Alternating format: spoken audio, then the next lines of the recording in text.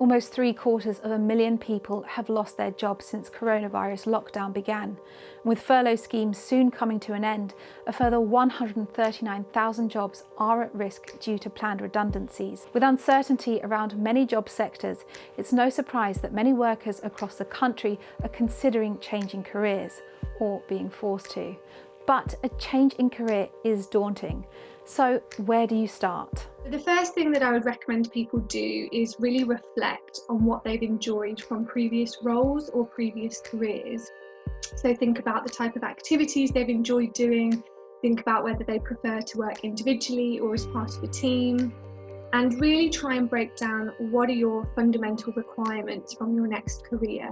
And it can be useful to differentiate between requirements and preferences, so that when you're looking into different options for your next career, you understand what is a deal breaker and what is something that you can't negotiate on. Many career coaches and hundreds of articles online suggest that when looking for a new job that suits you, you should identify your own key skills first.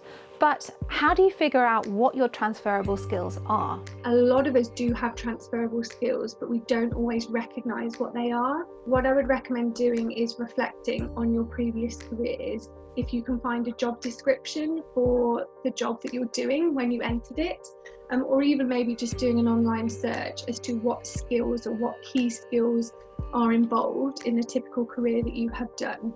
This can start to give you the language to help articulate what skills you may have built up. What can be helpful is if you really think about delving into the specifics. So for example, if you developed communication as part of your career, what type of communication have you developed the most? So for example, it may be written communication, it may be verbal communication, and then you can start to think about what other careers or jobs are out there that may require a similar skill set. Could searching on online job boards help identify a new career? I get a lot of comments and feedback from clients that they find this quite overwhelming and quite intimidating, because it's often written in quite professional language or quite industry specific ways. And actually, you don't necessarily understand what that role entails on a day-to-day basis. So I would say online searches, looking at job boards, can sometimes help. But what's important is that you then try and take that research onto a more personal level. So for example, reaching out to people that work at those companies, reaching out to people that actually work in those industries, and try and actually have a meaningful conversation about what that actually involves. Once you've identified a new career, what should your first steps be? But having a good CV and a good LinkedIn profile these days is not enough. And I think that is where relationship building and networking become really important. A lot of people have this quite old-fashioned view of networking, that it's all about going to big events, it's all about schmoozing people. But I've really found that nowadays a lot of networking is much more around connection and conversation.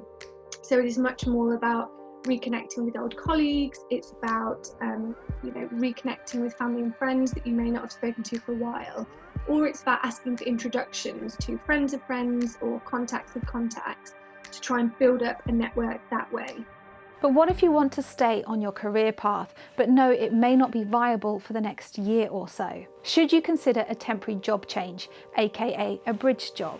A bridge job can be really useful because it can provide you the time and mental space to really work out what it is you want to do. Bridge jobs can also be very useful in terms of keeping you in the workforce, in terms of maintaining your skill set. How can you find a suitable bridge job? I would say bridge jobs can usually be easier found where you do have a little bit of experience. If you have, for example, worked in the aviation industry as an air hostess or something like that. There are absolutely a lot of transferable skills, customer service, time management, communication, that will be useful in other settings. So whilst there might not always be that really obvious career move, what I would encourage people to do is, again, really reflect on the skills and think about what they have enjoyed.